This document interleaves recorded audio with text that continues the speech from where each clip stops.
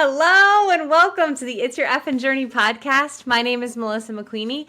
I'm a licensed therapist and the host of It's Your Effin' Journey podcast. I am so excited to talk to you today about my first date. My first date with a woman. With a woman. I feel like who's listening? But I forgot. I'm out, and even though I'm sort of coming to terms with talking about being out. Am I coming to terms with? I don't even know. I feel like I am to you guys, but it's just such a process. But I'm excited. So let's do this. What time is it? Podcast time. It's a celebration. What time is it? Podcast time. Oh my God. Okay. So first of all, welcome. It is Monday, October, I have no idea because I'm recording this on October 17th, but it's going to come out on a Monday, and it's going to be a day in October. And that particular day, whatever day it is, the 22nd, I don't even know. Today's Thursday, Friday's the 18th, Saturday's the 19th, 21st. Enrollment is going to be open for my life coaching program in November. It's going to be open for just a week. My life coaching program is 3 weeks, and we go hard. That's what she said. We go hard in on your goals. If you're struggling with anxiety and you are trying to build a business, or you are trying to get a promotion at work, or you are struggling in a relationship, I want to help you overcome that anxiety and crush your goals or get past whatever is holding you back. It's going to be hour-long sessions for 3 weeks consecutively. We are going to have the time and date scheduled ahead of time, and we are going to work on unsticking you and getting past whatever's holding you back. That's my specialty, and I can't wait to help you do that. So look for the link in the show notes. 3 weeks, and we're going to let's do this now so that you have a fresh start for the new year. Don't let the holidays hold you back. It's always going to be busy. Whatever it is in your way or whatever you've been dealing with. I met with a client the other day who has just felt overwhelmed by anxiety for so long, and it's just catching up to her to a point where she now feels like I always compare it to like those ocean waves, right? Like when you feel like you love the ocean and the ocean waves are hitting you and knocking you down and you can't catch that breath. And there's some times where it does feel like, oh my God, I couldn't breathe and that was scary. Let me get out for a couple minutes. And sometimes that's when people enter therapy or life coaching because they're like, I can't take a breath and something's holding me back, or that wave keeps hitting me, and I need to either lessen the time of those waves hitting me or become a stronger swimmer so I can navigate those better. That's what that's all about. So please do that. We just found out yesterday. There might be more information circulating, but Liam from One Direction. One Direction is like a boy band that is so near and dear to my heart. It was Kaylin's favorite group for forever, and so many of our household dance parties circulated about One Direction, and it looks like whatever the circumstances were of his death, he was 31 years old, way too young, and it looks like mental health and possibly addiction played a part in his death. And don't suffer. If there's one thing that I can tell you from being a therapist is that so many people suffer for far too long, or I shouldn't even say far too long, just they hold themselves back by thinking they can get themselves out of whatever they're struggling with. And you can. Chances are maybe you can. But maybe it will shorten the time that you're in it, or maybe it will shorten your suffering, or maybe it will get you to the promised land a lot sooner. So just get help. Just get some help. Talk to somebody. I know it's hard to do that, especially if you have a family who doesn't support mental health or doesn't seek their own mental health services. There's a lot of cultural stuff still about mental health, and there's the stigma of letting someone in your life, letting them know your secrets. But there's a reason that it's there, and I want you to, it breaks my heart to think of people suffering in private. So please get some help. And I'll actually link my favorite find a therapist tool on psychologytoday.com, and also Talkspace, BetterHelp. There's Headspace, I think, is another one. There's so many different ways to access help in all different ways, depending on what makes you feel the most comfortable and what also helps your needs get met. So just look at the links and say, I'm gonna try it. I'm gonna try to talk to someone and see if it helps. And remember, if you've never accessed therapy before, it's like finding a relationship. So if you talk to the first one and you're like, ugh, try a different one, right? Try a different one. But we're going to talk today because I have been doing brave shit all day, and there is nothing that feels fucking better than flexing this brave muscle. Like, I can't even tell you. Like, I feel like I'm on cloud nine. So let me back up. So if you're new here, I came out as bisexual to the podcast, really, and to social media in June, I think, during Pride Month. My husband has known for forever that I'm bi and has been really supportive in me exploring this. And, it's a journey, right? It's a journey of being able to, as a married in a straight relationship, to say, hey, like, I have this curiosity. I have this inside of me, this interest, and I'm not done exploring it. And it's been amazing to have a husband on the other end who has said, yeah, like, go for it. That's awesome. So I'm super, super grateful for that. It's just sometimes I feel like I'm so lucky and by the situations that I'm put in and the people that I'm surrounded by. And then I have to remember that a lot of those situations I've cultivated, and, it makes me really happy that I've chosen, even though I've been married twice and maybe those marriages didn't go exactly as planned, they're both really good humans. And I constantly am reminded by that, and reminded of the fact that they both love me. They both did and do. And I know that no matter what happens in the future, I can go to them if I need anything at all, because they would both be there for me. So anyways, side note, maybe I'm not great at marriage, but I do pick nice guys. So anyways, Tucker's been super supportive, and I joined some dating apps to meet women only. That's a big question that I get from the people who have been like, wait, you're dating? It's just women that I'm looking for.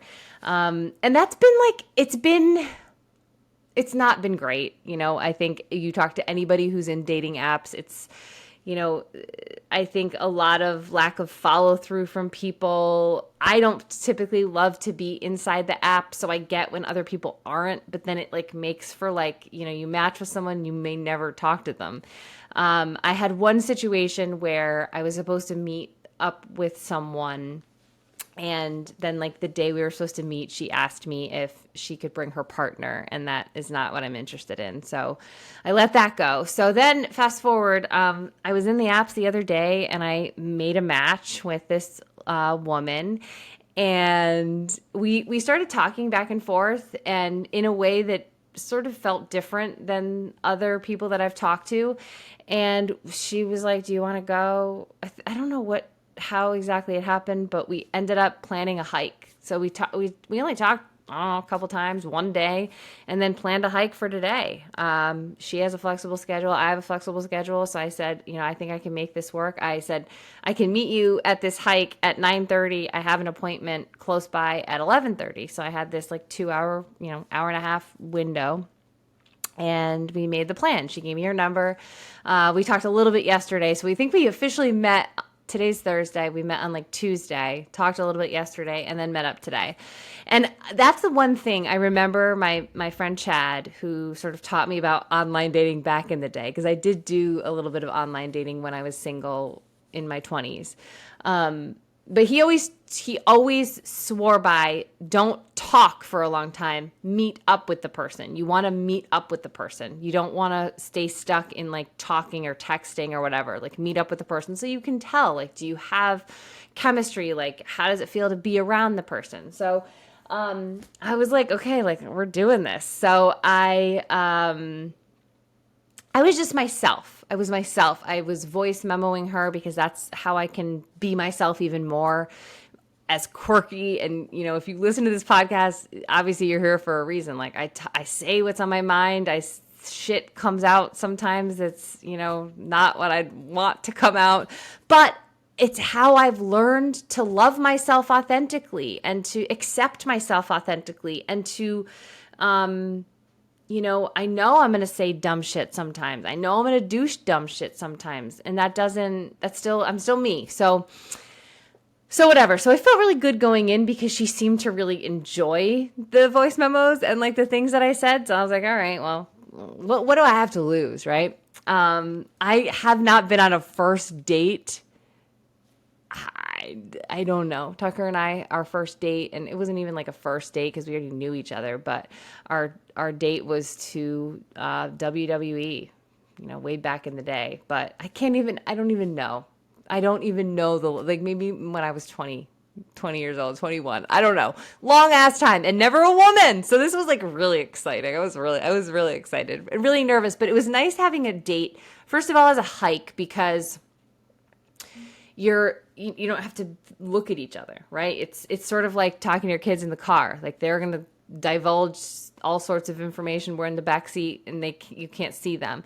So having a hike was nice because you're focused on something and it's something active. I really love to be active, and you're outside. So like, it's sort of like, to me, even if the date sucked, at least I got to see beautiful fall foliage, right? Like, you know, that is much better than like sitting and having a, you know, drink or something like that. So anyway, I was excited. I was really excited. So we met at 9:30, and I was running a little bit late because I had to make sure all 3 dogs shat this morning. Like, how much mental effort is put into me making sure all 3 dogs shit. Like, I wish you could see, and the excitement on my face when all 3 shit. And I literally tell all my family, I'm like, 3 out of 3, and nobody gives a shit, but I give a shit because when all 3 dogs shit, I can relax. I can like take a deep breath.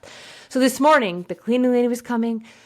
I actually had a fucking kick-ass morning. I woke up, I worked out, I took a shower before my 8:15 session, had an 8:15 therapy session. The cleaning lady came, and 2 out of 3 dogs shat. But I was running a little bit late. I had to be at the hike at 9:30. So I voice memoed her, and I was like, sorry, I forgot to add that I'm a crazy dog lady who has 3 dogs, and I'm obsessed with making sure all 3 of them take shits.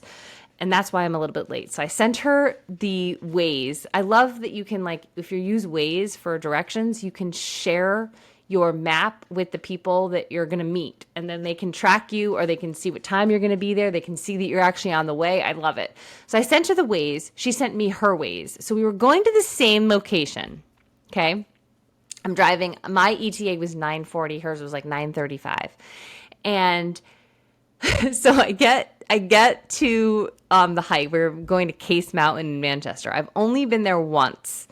I'm not great with maps. I'm not great with directions. I'm not great with like navigating trails. I like to pretend I am, but I often get lost. So so I get off the highway. Highland Market is on my left, and I am taking a right, and I am going down a street, and I see that she's texted me, and she says, she said, I don't think I'm where the trail starts, or something like that. So right ahead of me was this parking lot that said Case Mountain Recreation something, and it was a parking lot, and there were cars there, and there was a trail, and it was beautiful. So I said, hey, come meet me here. And I sent her the location, and I sat in my car. I'm only telling you this because it's going to be relevant later. So the directions that we had in our Waze were to a different location than we parked at. Okay. So she comes, she's adorable. She's a 53-year-old Colombian cougar. And she was really cute, really cute. We had a really, we just had a good conversation. Like, it never felt awkward. We seemed really aligned with our values and sort of what we're looking for and all of that. So we went on this beautiful fucking hike at Case Mountain. So we're following the white trail. I can't pull it up on all trails. So I'm like, well, I think we're just going to be fine. I mean, we're going to be fine. We're going to be fine. I had sent her the pin for my location, but I only indicated to send her my location for an hour. Okay, that's important too. So we do this hike. We walk around. It's gorgeous. We're just talking. We're making future plans. Like, she's gonna make me dinner. Like, kayaking under sunsets. Like, my type of stuff, right? Like, she's divorced. You know, she knows my whole story. Yeah, it's just really effortless. Really felt good. But then, like, so I had said to her that I have this appointment. So she was like, you know, I don't want you to miss your appointment. We're not finding our car, right? We're not finding our fucking cars. But we summited to the top of the mountain, which I have been to Case Mountain once before. So I knew we were in that vicinity, and we continue to follow the white trail. It's so pretty at the top. Like, you can see Hartford, the foliage is like spot on. I went hiking yesterday. It was awesome. Went hiking today. It was awesome. Tomorrow I'm going hiking again because you just cannot beat this time of year. Get the fuck outside. So, so we are following the white trail, and we get to the bottom, and it's not the parking lot where our cars are. Our cars are not there. So I'm trying to pull up all trails. I can't like make sense of it. There's like a sign to the trail, and it has like the different colors, but it doesn't have a fucking picture. So I'm like, what good is that? So we had up above, before we came down, there was like 2 offside roads. So I'm like, well, let's go back and take the side road. Now, I am used to doing lots of miles because I'm a runner. She's active, but like, I know people have different varying degrees of being active. So I'm like, this fucking girl, like, I know that there is nothing that I do that doesn't turn into some sort of fiasco, adventure, whatever. She doesn't know me at all, but she seemed down with it. Didn't have to be anywhere till 1:30. So she was just really concerned about my appointment, which was really sweet. So we go up this giant hill that we just came down, and we take the trail that I think is going to lead us to the promised land of our fucking cars, and it leads us right back to where we came from, right back to like that beginning trailhead. And I'm like, oh my God, like, Melissa, can you get your fucking shit together? We didn't pin where our car was. I luckily thought that the sign and the foliage was beautiful while I was sitting and waiting for her. So luckily I took a picture. That's the only reason, or the only way, that we knew where the fuck our cars were. But it wasn't pulling up in my GPS, and it wasn't pulling up in the trails. It wasn't giving me an address when I Googled. It was Case Mountain Recreation Area, Case Pond Lot, or something like that. And it was not pulling up. We could not figure out where the fuck our cars were. So I said, okay, listen, let's just get out of here, and I'm going to call an Uber for us. This is a joke that I've made 1,000 times. I've made it 1,000 times on hikes. I've made it 1,000 times on runs, like having to call an Uber to get you from your hike because you've lost your car. And I did that. I fully fucking did that. So we get to the end of and she seemed entertained. We kept running into like even more beautiful foliage. So we were taking pictures. We took pictures together. She took a picture of me. I took a picture of her. Really, like, I guess if I had to like pick someone, like that's really important for me, as someone who can go with the flow and like has fun while they're doing it. That's something that I don't have in my marriage, which is a problem for me. Like, I'm very spontaneous. I do like to have adventures. I do always see the beauty around me. I do see, like, if we didn't get lost 45 times, we wouldn't have seen half of the beautiful sights that we saw. So I always can like recognize those things, and I like to laugh. I like to have funny stories. So this was like Spot on, right? So anyway, so we called the Uber. He arrives. Now I had to enter when you call an Uber, you have to have a fucking address that you put in. So I didn't know what to put. It wouldn't pull up the lot that I knew I needed to get to. So I put in Case Mountain, which was a fucking mistake because that's where we were. So he's like, "Well, we're here," you know? I was like, but I need help finding our car. So she had an idea. I had an idea. We ended up, I had to like change the location into the Uber ride, which you can do. You can change your location while you're in the Uber, which was super helpful. We found the Highland Market that I saw when I got off the highway originally. We turned right and I found our fucking lot and we got back to our car. So, probably the best first date story ever. Hysterical. Went really well. I don't know if I said this in the beginning, but it was her first date with a woman as well. So that was pretty cool. And I think we're going to see each other again. She wants to cook me dinner. And I really would like someone to cook me dinner like every night. So just really happy and grateful. And I wanted to share that with you guys. So go do something fucking brave today. Go do it. Go do something brave, something that's on your heart, something that's been on your mind. Just go do it or take a step to get yourself there. It just feels so good to be like living a life that I want to live. And, I'm not there yet. I'm not at the end. I'm not in my she shed at, my lake house with my kayak yet. But I'm getting there. I'm getting to where I want to go. And who knows if that will even be where I end up, because sometimes when we have goals and we just continue to take these messy steps and these brave steps, we don't know what's on the other side. And that's what's so exciting about life is I don't know. I don't know where this path is going to lead me, but I trust that it's going to be beautiful because I'm going to make it beautiful because I'm going to keep following my heart and I'm going to keep doing the things that are right for me, that feel right, that feel good, because I feel really good right now. I feel really, really good. Except my vagina, except my vaginal lips. I just did a Brazilian for the first time in 20 years. My friend, this is another brave thing. I did 2 brave things today. I went on my first lady date and I got my lips ripped off. She promises they're still there, but I don't know if I believe her because my skin is raw and red. Brazilians are less painful than they were 20 years ago, 24 years ago. I will give you that. But they are still very painful. They are still very painful. It is not an easy thing to do. It's a very brave thing to do. And I am going to go back. I'm going to continue it because everyone swears it gets better and then you go less and less and less. So as long as it's not as painful as today, because I literally was such a baby, you have to lay there with like a butterfly, like with your vag out. And she's like, okay. And she's like ripping my skin off. And I'm like, ah! I said, am I the biggest baby you've had today? And she said I wasn't, but I don't know. I don't know about that. And then we get to the end and she's like, do you want to do the other side? And I was like, I think so. And she swore that it would be less painful, but you literally have to lay face down. And she's like, spread your cheeks.